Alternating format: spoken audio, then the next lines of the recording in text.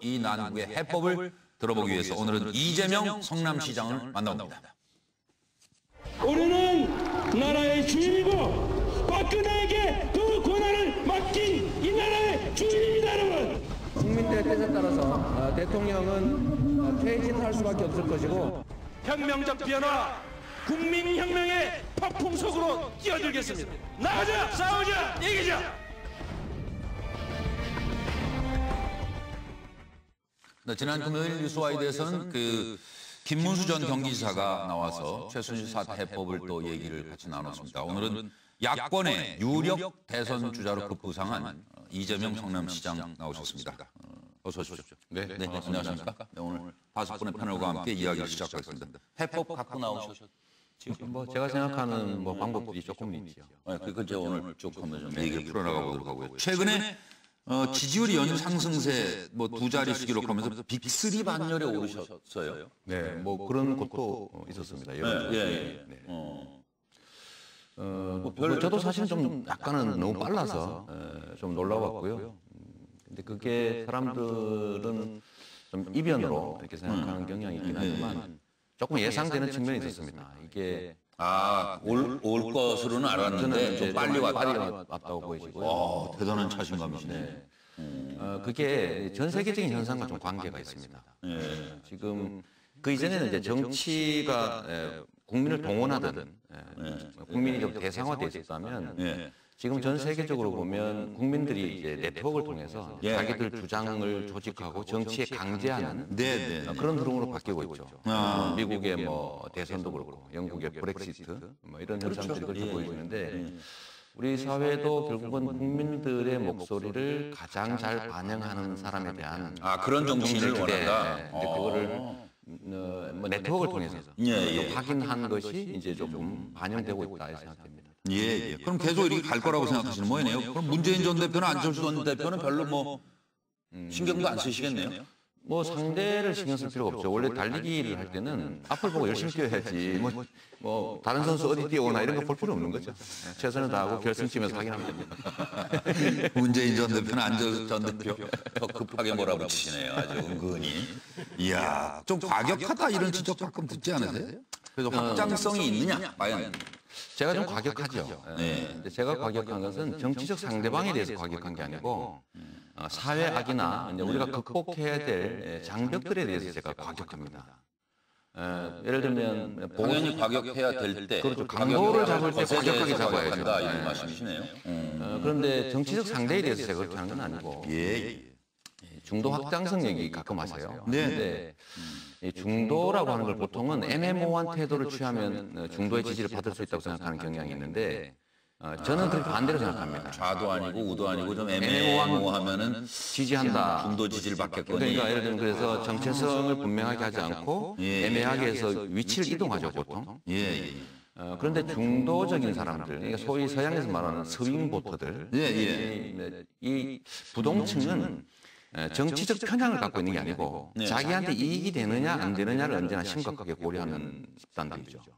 자기한테 이익이 된다면 하는 건데 그런데 우리 사회에 보면 보수는 부패하긴 한데 유능하다.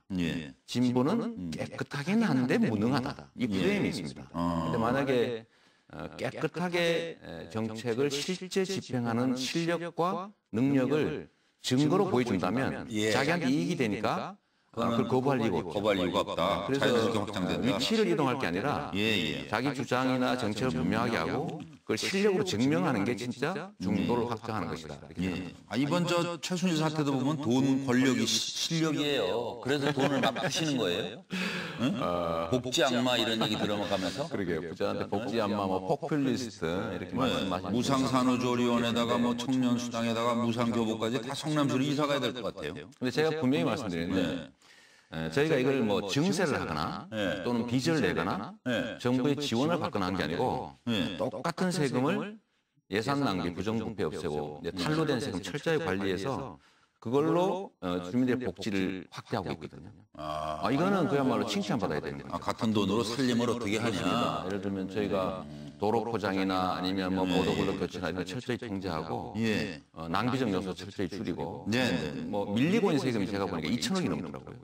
그런 거 잘 받아내고. 철저하게 받고. 제가 부산까지 쫓아가서 이 자동차 족쇄 채우고 그랬거든요. 그래서 지금 저희가 성남시가 경기도에서 세금 체납률이 제일 낮습니다. 징수율이 가장 높아요. 진짜 부산까지 쫓아갈 정도면 과격하긴 하시죠. 과격하죠. 그런데 저희가 좀 과격하고 뭐 예를 들어 출국 금지시키고 저희 가택 수색도 합니다. 그러니까 가보면 집에 살림살이에 징수 체납한 사람. 그럼요. 체납. 근데 갔더니 영 뭐 능력이 안 되더라 이러면 저희가 이제 무한돌봄팀 보내서 지원해주고. 오히려 이 철저히 관리하는 것 때문에 돈이 남아서 하는 게 아니라 있는 예산을 철저하게 관리하고 조정해서 하는 거니까 포퓰리스트가 아니라 정말 칭찬받아야 되는 거죠. 제가 이제 못한 게 뭐가 있냐 제가 이렇게 물어보고 싶어요. 포퓰리스트라고 하는 개념이 원래 지지를 획득하기 위해서 하지 말아야 될 일, 바람직하지 않은 일을 하는 걸 보통 의미하지 않습니까? 그런 거 한 건 내가 뭐 있냐? 그렇게 물어보고. 한번 지적 한번 해보라고 해서 수없이 얘기했는데 아무도 지적 못하더라고요. 오늘도 아무도 안 나서시네. 또 패널들도. 저 혼자만 계속 질문하고 있는데 다른 때 같으면 뭐 바로 나오시는데 오늘 뭐 거의 7분이 지나도록 뭐 무슨 일이 있어요? 다들 조용하세요. 제가 먼저 말문을 열까요? 아니 뭐 그냥 이재명 시장님이 이제 지금 우리나라의 이 분노, 매끄럽게 말씀을 잘하시니까 그럼. 이 분노가 이제 세계적인 현상에서 말씀하셨는데 정확한 진단이죠. 예. 이른바 그 신자유주의의 그 어떤 유탄이 곳곳에 떨어지다 보니까 그 상처를 받은 사람들이 분노가 있는 겁니다. 뭐 서유럽 말할 것도 없고 영국의 브렉시트 이번에 사실 트럼프 현상도 마찬가지입니다. 똑같습니다. 마찬가지고 지금 우리 대한민국에서 일구고 있는 100만 촛불도 큰 틀은 같은 겁니다. 그런데 왜 하필 우리나라 그 대상이 이재명 시장이죠? 그런 기존의 정치인들이 가지는 그 정치 행태라고 할까요? 정치 양식이 저하고 다르죠. 저는 철저하게 대중 속에서 대중들하고 호흡하고 소통으로 그렇습니다. 그러니까 대중의 정서를 빨리 읽어내죠. 저는 저의 위상 자체를 대리인이라고 아예 월급 받는 못 씁니다. 이렇게 아예 개념 규정을 하니까 제 주장과 제 계산보다는 대중들이 요구하는 국민이 요구하는 바를 먼저 얘기해야 돼요. 그래서 이번 소위 최순실 사태, 박근혜 새누리 게이트에서도 아무도 얘기 안 할 때 사과한 다음 날 제가 이렇게 얘기했거든요. 이건 수습 불가능하다. 퇴진할 수밖에 없다. 퇴진 얘기를 했는데 그때 당시엔 저보고 또 역시 과격하다고 했거든요. 그런데 결국은 다 퇴진 주장으로 다 따라왔죠. 며칠 후에 저는 그냥 하야 안 할 거다. 퇴진 안 할 거다. 절대 하지 않을 거라고 봤고 그러니까 결국은 탄핵할 수밖에 없다. 그 절차로 가야 그래서 이제야 박 대통령이 이제야 제정신이 든 건 뭐 이런 얘기 하신 게 그래서. 그렇습니다. 초기에는 국민들이 워낙 거세게 반발하니까 아이고 이거 내가 어떻게 해야 되는 거 할까 주춤했는데 이 박근혜 대통령을 포함한 새누리당의 본질이 국민을 주인으로 섬기기보다는 지배 대상으로 여기는 경향이 많거든요. 뭐 안 된 얘기지만 우리 김무성 대표님이 국민 보고 복지 많이 하면 게을러진다, 나태해진다 이런 얘기 하시잖아요. 그걸 국민을 보는 시각의 문제거든요. 그런 분들 입장에서 보면 국민들이 저렇게 저항하는 걸 이해할 수가 없죠. 그래서 제정신이 든 것은 이게 내가 지배하는 나의 나라인데 심하게 얘기하면 내가 지배자인데 왜 이러지? 그래서 수습 국면으로 가는 거라고 저는 봤죠. 이왕 말문 연 김에 그러니까 이재명 시장님도 저도 상당히 관심 있게 지켜봅니다. 상당히 예리하고 정세에 맞는 얘기를 선제적으로 해나가는 그런 능력이 있는데 중요한 거는 그런 능력이 어떻게 개인적인 정치 역량이라고 생각하십니까? 아니면 이 토론하는 팀이 있습니까? 그도 저도 아니면 또 뒤에 비선 실세가 있는 건지 궁금합니다. 비선 실세는 저희 집사람 정도 있고요. 그렇군요. 네. 비선 관리를 잘 하셔야 돼요. 집사람은 정말 잘합니다. 비선이 문제를 커요 일으키면. 저희는 이제 참모진들이 있죠. 이제 가능한 의견을 좀 많이 듣는 편이고 제가 제일 많이 의존하는 데는 사실은 네트워크입니다. 제가 이제 뭐 트위터, 페이스북 인데 댓글들이나 의견 또 쪽지 엄청나게 많이 오고 그 속에 그러니까 국민 대중들이 저희 제일 큰 참모죠. 예를 들면 제가 무슨 꼭지 이런 걸 만들 때 저희가 입장을 내거나 성명을 내거나 뭐 글을 쓸 때도 사실 언론이 인용하기 좋은 딱 꼭지를 만들어야 되잖아요. 그건 거의 국민들 여러분들 우리 친구들이 준 쪽지들입니다. 그러니까 공감도가 높아지죠. 송광범장. 그러니까 대중정서를 이번에도 확실히 제일 먼저 읽으신 것 같아요. 다른 야당 지도자들이 좀 더 우왕좌왕할 때 바로 탄핵해야 딱 나가서 그런 선명성 때문에 그 다른 뭐 기초단체장님에도 불구하고 다른 강력단체장하고는 위치가 좀 다르죠. 그 뭐 신예인데 많은 제약이 있는데 됐단 말이에요.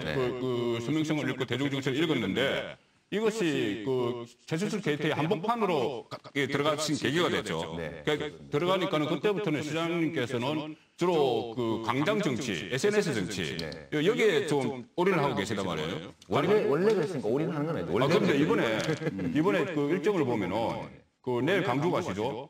4일날 부산, 5일날 창원, 11일 강원도, 16일 대구 이렇게 계속 지방을 가시는데 그렇다면 이것이 그 단체장이란 이 지위를 어떤 대선을 위한 그리고 대선 행보네 거의. 네, 그 대선 행보 그걸 지적하신 거죠. 뭐 물론 비용 같은 거야 시 돈을 안 쓰시겠지만은 어쨌든 뭐 시정에도 차질이 있을 것이고 이 지위 자체를 이용하는 그 문제 하나하고 또 다른 것은 이렇게 하시면은 그 사회 그 대통령은 만약 대통령이 되면은 아까 중도 확장 말씀을 하셨지만은 대통령이 되면은 여러 가지 사회 갈등이 일어납니다. 보수와 진보 사이에도 일어나고 또 뭐 여러 가지 이해관계가 얽힌 거 조정을 해야 되는데 그런 부분에 대해서는 조금 좀 지금 현재까지는 그런 그 어떤 능력 이런 것이 좀 보이지 않는다.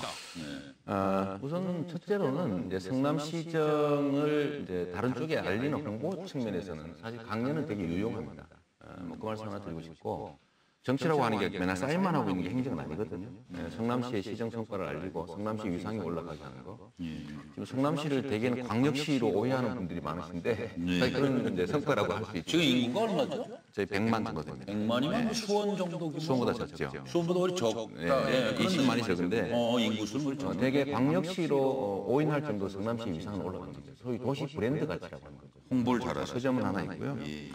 또 한 가지는 제가 시정을 하는데 이미 한 6년 정도가 돼서 상당히 체계화되어 있기 때문에 저는 선장이거든요. 물론 전에는 초기에는 워낙 엉망진창이라 제가 이렇게 뭐 조타실도 들어가 보고 무슨 뭐 식당 칸도 들어가고 진칸도 들어가 보고 했는데 지금 다 정비가 돼서 지도 가지고 방향만 정확히 정하면 잘 운영됩니다. 정고모 부장님 얘기는 뭐 그냥 깨놓고 얘기하면 기초단체장 하다가 어떻게 대통령 쪽으로 그냥 그거 아니에요. 그러니까 뭐 그까지는 아니고요. 그까지는 아니고. 지적 일리가 있으신데 그러니까 시정에 혹시 뭐 누수가 발생하지 않느냐 하는 건데 아무 지장이 없어요. 제가 뭐 하다못해 제가 다니면서도 제가 SNS로 들어오는 또는 뭐 민원이나 이런 거 다 처리하고 있으니까 어느 주민도 저희한테 왜 시정이 엉망이냐 소리 하지 않고 있거든요.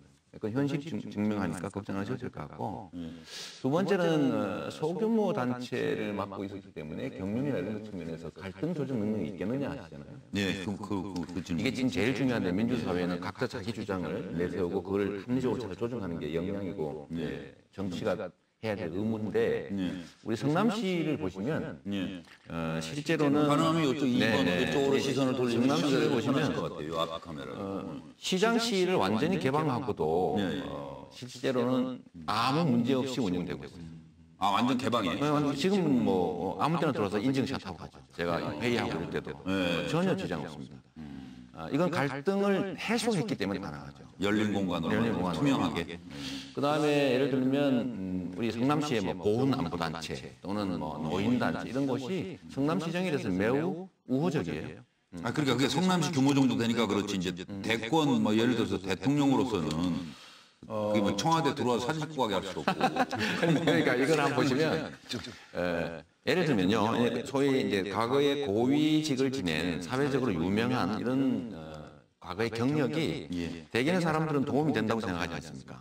그런데 이게 세상이 바뀌었어요. 어떻게 바뀌었냐면 지금은 과거에 무슨 경력을 가졌냐라는 게 중요한 게 아니라 그 경력과 지위와 권한을 가지고 무엇을 했느냐. 이 실적을 중시하는 시대가 됐습니다. 네, 제가 이제 그 트집 잡으려고. 그 점에서는 제가 성남시 실적을 확실하게 제가 증명하고 있죠. 최순실정국 해법으로 좀 얘기를 옮겨가야 될 것 제가 같아요. 트집 잡으려고 드리는 말씀이 아니라 안철수 의원이 초창기에 풀장에서 수영 잘하면 바다에 나가서 수영 잘한다 했거든요. 근데 막상 바다에 나가보니까 수영을 잘 못했잖아요. 그래서 상당히 애로사를 많이 느꼈잖아요. 근데 우리 국민들이 보기에는 일단 이제 성남시장께서 훌륭하신데 잘하시는데 좀 연령적으로 편포돼 있다. 그게 그리고 이제 그 네트워크 상에서도 오프라인 상에 있어서는 그 고연령층, 중년층, 이 산업화를 이끌었던 이런 분들을 대해서 어떻게 보면 좀 죄악시하는 그런 반민주 세력으로 매도하는 듯한 그런 좀 과격한 그런 그 너무나 진보 성향에 편포돼 있는 연령층에 편포돼 있는 그런 문제와 우려하고 더불어서 결국에 미지의 세계, 외교 안보 능력, 대통령이 되면 외교 안보, 성남시장으로서는 전혀 그 접하지 않은 외교 안보에 관한 정책도 컨트롤 하셔야 되잖아요. 뭐 이런 부분에 거는 대한 우려가 좀 있죠. 뭐 외교안보 정책 말씀을 하시니까 그러는데 지금 예를 들면 지금 미국, 일본을 중심으로 해양 세력과 대륙 세력들이 지금 충돌을 빚고 있는데 사실은 우리 그 중간에 껴 있는 반도 입장에서는 정말로 균형 외교를 해야 됩니다. 그야말로 이쪽부터다 저쪽부터다 이 널뛰기 외교를 하게 되면 결국 남는 건 아무것도 없거든요. 그 점에서는 제가 확신할 수 있습니다. 현재 이런 널뛰기 외교, 줏대 없는 외교, 비자주적 외교 이런 것들을 교정하고 중심을 명확하게 잡고 예를 들면 미국에서 얻을 것은 중국 핑계를 대고 중국으로부터 막아야 될 건 미국 핑계를 댄다. 이런 식으로 사실은 이 현재의 위치를 그렇습니다. 한반도에 거기에는 능력도 필요하고 의지가 필요합니다. 의지가 필요합니다. 근데 정부의 외교 안보 정책 밀실 정책이다 이런 또 비판하셨어요? 밀실에서 실시하고 있지 않습니까? 대표적으로 보면 지금 일본이 예를 들면 독도에 대한 침략 야욕을 버리지 않고 있고 과거의 침략 역사에 대해서 반성도 사과도 하지 않은 상태에서 일본에 지금 군사 정보를 제공하는 한일 군사 정보 보호 협정을 지금 체결을 하고 막 신속하게 밀어붙이지 않습니까? 이런 것들이라든지 또는 미국이 주한미군 철수하겠다 아니면 방위비를 다 내라 이게 뭐 주한미군이 대한민국만을 위해서 와 있는 건 아니고 분명히 자신들의 세계 전략을 위해서 한반도를 이용하는 측면이 분명히 있는데 그 돈을 100% 우리나라 내지 않으면 철수하겠다 이럴 때 사실 당신들의 이익만큼 당신들이 부담해라고 얘기할 수 있어야 됩니다. 근데 지금 뭘 했어요? 당선되자마자 그냥 뭐 사절단 유례 없는 사절단을 보내서 저자세를 취하니까 지금부터는 뜯기는 것밖에 근데 한일 군사 보호 협정에 관한 문제도요.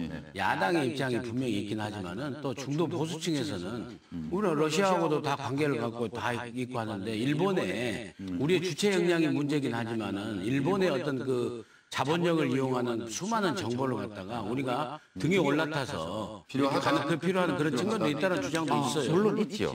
모든 문제에는 양론이 있는데 문제는 국민의 의사를 존중해야 된다는 겁니다. 예를 들면 국민들이 지금 하필 또 왜 이때 하느냐, 또 서두르느냐, 라는 국민들의 문제 제기를 안 받아들이잖아요. 국회가 또 반대하고 있고 이런 상태에서 밀어붙이는 건 분명히 문제가 있습니다. 그러면 대선 출마로 좀 최순실 사태로 좀 넘어갔다가 대선 출마로 성남시 브랜드 가치 높아지셨다고 하는데 이러다가 전국의 246개의 군수구청장들 다 대선 출마 선언하는 건 아닌지 모르겠습니다. 질문 중에 그 질문 아니고 여당 마음대로 되는 게 아닐 텐데요. 대통령께서 지금 성남시장 이재명 시장이 맨 처음에 제안했던 요구했던 대통령 사퇴를 거부하셨어요. 거부하니까 이제 탄핵을 얘기하셨는데 탄핵은 국회의원들이 하시는 거니까 구청장님은 이제 죄송합니다. 시장님은 이제 더 하실 일이 없으니까 시정 활동에 매진하셔야 되는 거 아닌가요? 저는 이제 대한민국 5천만 국민 중에 한 사람이고 또 이 나라 주민 중에 한 사람이죠. 또 한편으로는 우리 성남 시민들 100만 명이 저한테 성남시 행정만 해라라고 저를 뽑은 게 아닙니다. 대한민국의 운명은 성남 시민들의 운명에 치명적인 영향을 미치죠. 그러니까 성남 시민들의 이익이 되는 일들을 다 가리지 말고 최선을 다해서 해야 됩니다.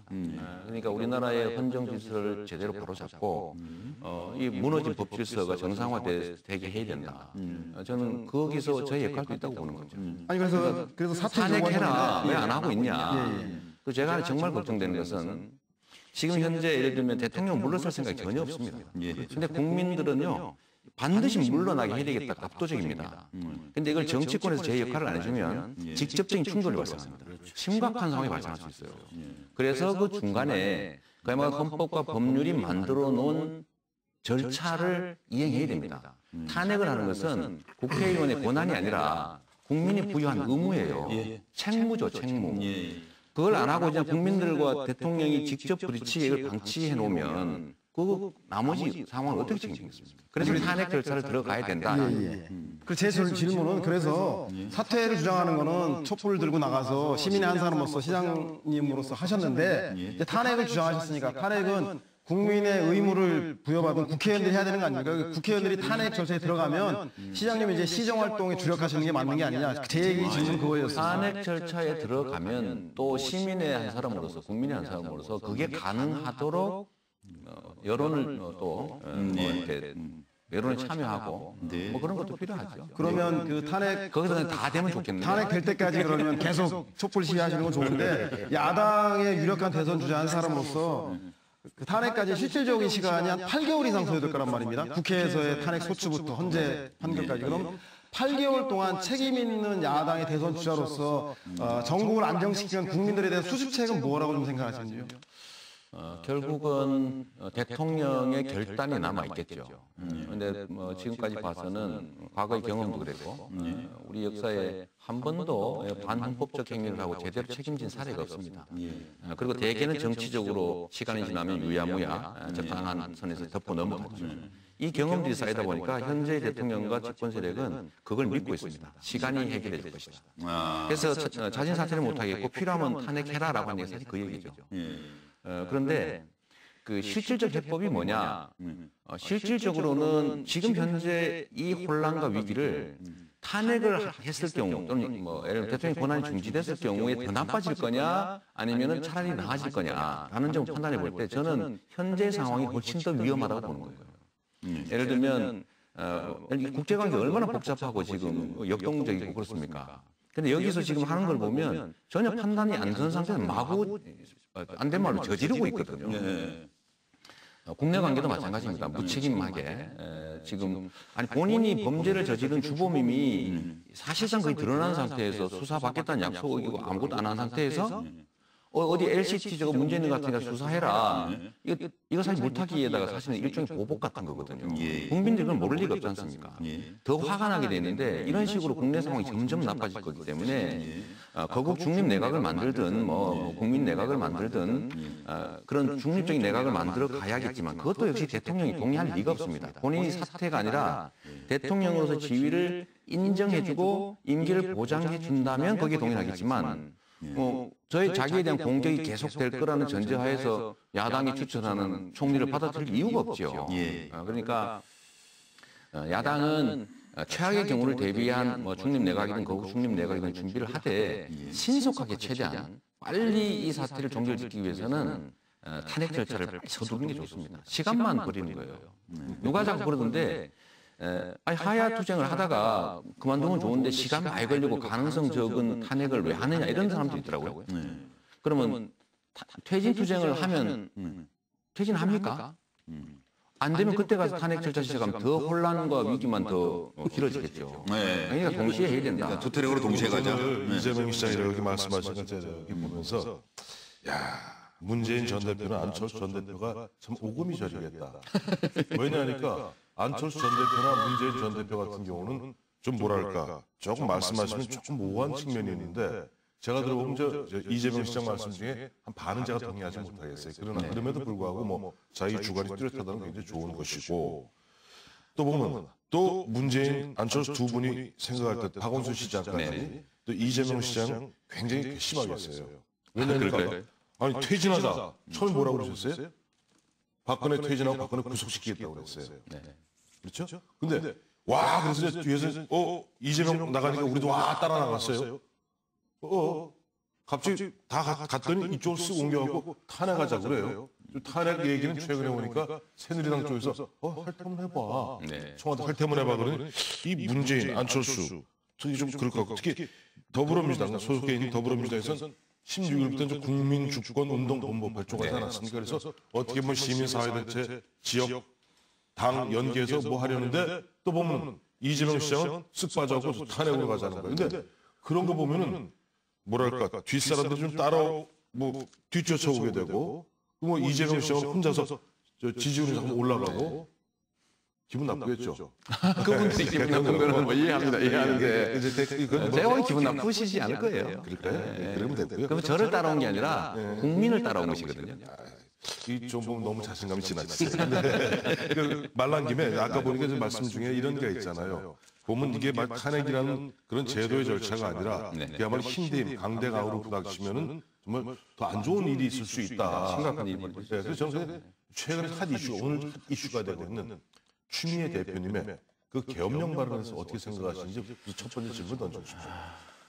저는 그 얘기는 안 하셨으면 어땠을까 그런 생각합니다. 아니 같은 법률가시잖아요. 또 우리 이 시장님도 법무 변호사. 아니 뭐 법률의 문제는 아니고 법률의 문제는 아니죠. 근데 상식의 문제인데 상식의 문제인데 추미애 대표님이 그것도 우정 그 말씀을 하시고 그 근거로서 그런 정보가 돈다. 또 오후쯤 되니까 그 정보를 갖다 아까 우리 이 시장님 그토록 좋아하시는 SNS에서 보셨다는 이런 거 갖다 슬쩍 당해보면 대변인 등을 통해서 얘기하시길래 같은 그런 어떤 그 부분에 대한 입장 그럼 저는 시장님 지금 어쨌든 국민들이 매우 불안하고 또 혼란스럽고 어쨌든 어떤 형태로든지 수습해 가야 될 국면인데 그 말씀은 뭐 여러 가지 생각이 있어서 하신 말씀이겠지만 저한테도 사실 그런 얘기 좀 하라는 요구가 많았어요. 그래요? 왜냐하면 이제 선제적으로 제압하자 그런 뜻입니다.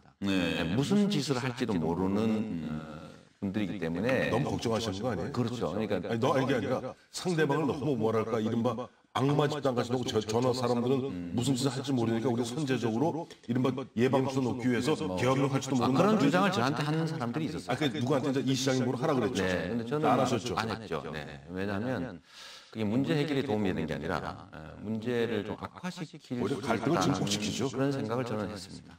또 하나 두 번째 여쭤보고 싶은 것은 오늘 마침 보니까 제가 그래도 시장님 모시고 이렇게 얘기하는데 좀 세게 한번 좀 모셔야 될 거 아니에요? 네, 감사합니다. 그러니까 한일 군사정보 보호협정에 대해서 말씀드리려고 했는데 그건 아까 우리 민영사 원장께서 해주셨으니까 생략하고요. 마침 오늘 또 외교 문제와 관련해서 보니까 어제 그저께죠. 유엔 제3위원회에서 북한 인권 결연이 12년 연속으로 채택이 됐어요. 그런데 뭐 요즘 얼마 전에 요즘 까맣게 입고 계십니다만 한 달여 전에 그 당시 보면 우리 송민순 당시 그래서 참여정부 시절에 뭐 찬성이냐 반대냐 기권이냐 저 빙하는 움직인다. 거기에서 이제 문재인 당시 이제 비서실장과 송민순 그 외교부 장관 간에 이제 진실 게임이 벌어졌잖아요. 그래서 저는 뭐 그걸 다투자는 건 아니고 지금 유엔 제3위원회에서 지금 12년째 계속 채택되고 있는 북한 인권 결의안에 대해서 우리 이재명 시장님은 어떤 시각 갖고 계시고 또 만약에 집권하시게 된다면 그걸 어떻게 처리하실 것인지.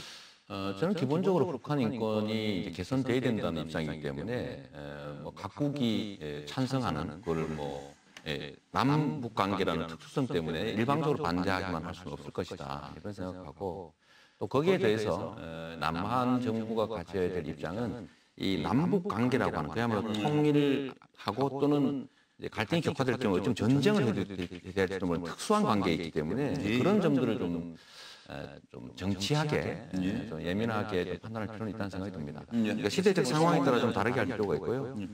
아까 그 말씀 송민순 해고로 관련해서 그때 당시 벌어졌던 혼란 앞으로도 또 계속될 수도 있는데 저는 그 문제는 이렇게 정리하는 게 맞다고 봅니다. 남북이 정상회담을 하고 총리회담을 하기 위해서 현장에서 만나고 있는 그 상태에서 유엔 결의안, 인권 결의안에서 북한에 어쨌든 북한으로 기분 나쁠 수 있는 그런 결의안이 상정이 되면 사실 그때 상태에서는 저는 기권하는 게 아주 적절한 포지션이었다고 봅니다.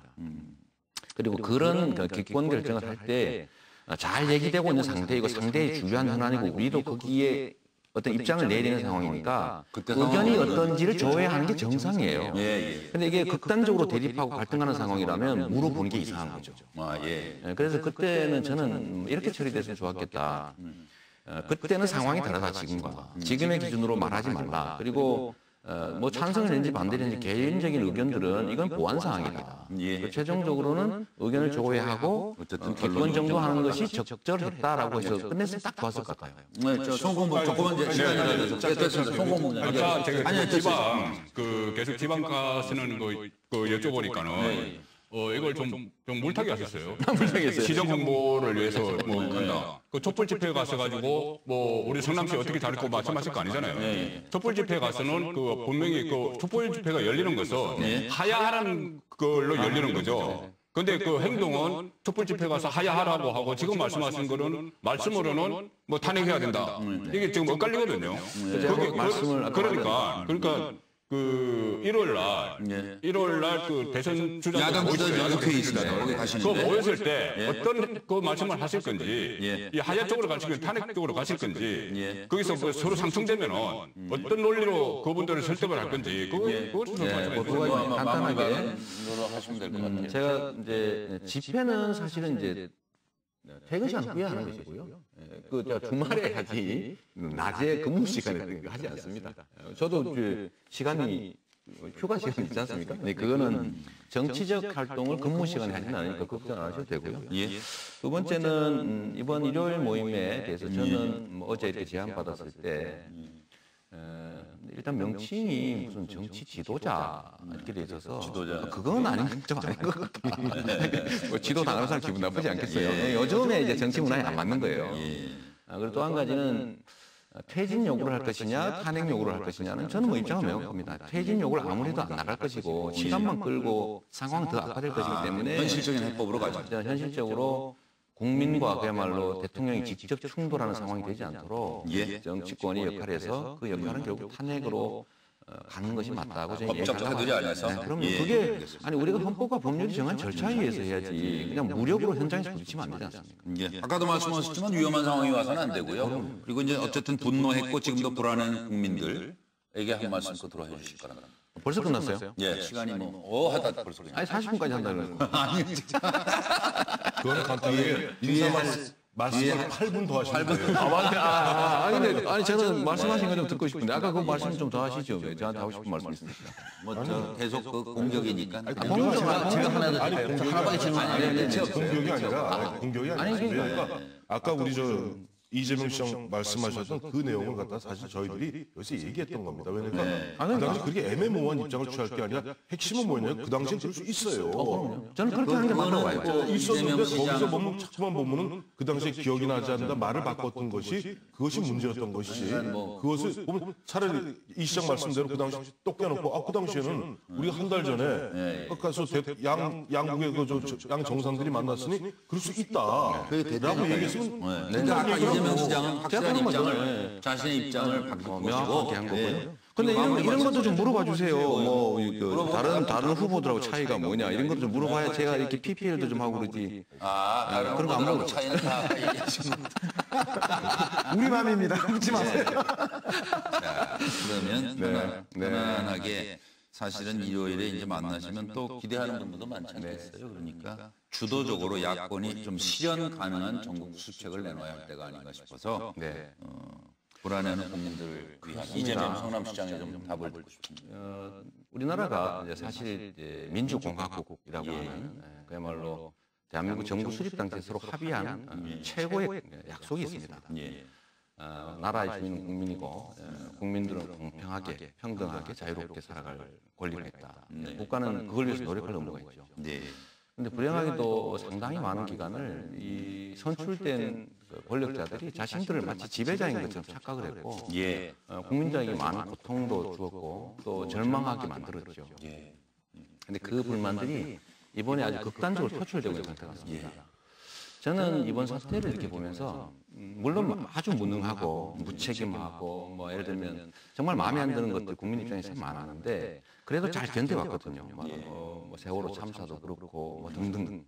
그런데 이번에 저는 국민들은 이걸 용서하지 못할 거라고 처음에 사건이 터지자마자 판단한 이유는 우리가 뽑았던 소위 민주공화국의 통치 권한을 우리가 정말 5천만 명이 모여서 뽑아서 누군가 특기는 받겠지 않습니까? 그걸 믿고. 권력에는 상응하는 책임이 따르는 거예요. 근데 책임지지 않는 권력이 진짜 위험하거든요. 책임 없는 권력. 그래서 비선이 위험한 거죠. 책임을 안 지니까. 그런데 지 이름 달고 안 하는. 그럼요. 뒤에서 나쁜 짓을 해도 책임을 안 지니까. 근데 그게 보니까 우리 박근혜 대통령에 대해서도 국민들은 그렇게 뭐 우호적인 사람들이 많지 않은 판이었는데 그분이 대한민국을 통치한 게 아니라 즉 나를 지휘한 게 아니라 그 껍데기를 벗겨보니까 그 안에 전혀 아닌 평균치 이하의 많이 놀랐어요. 정말 놀란 거예요. 맞습니다. 거기서 국민들은 자존감을 손상받았습니다. 정말 속된 말로 쪽팔리게 된 거죠. 화를 쉽게 말해 사귈 수가 없습니다. 왜냐하면 부정부패나 무능의 문제는 제3자의 문제처럼 느낄 수 있습니다. 그런데 이 문제는 주권자인 국민들의 근본을 건드렸거든요. 그래서 이 문제가 그때 당시에도 처음부터 쉽게 수습되지 않겠구나 생각했고 이게 아주 심각한 국민들의 저항에 직면할 거라고 저는 봤는데 언제 마무리하실 건지 그냥 말씀하라고 하면 10분 갈 거예요.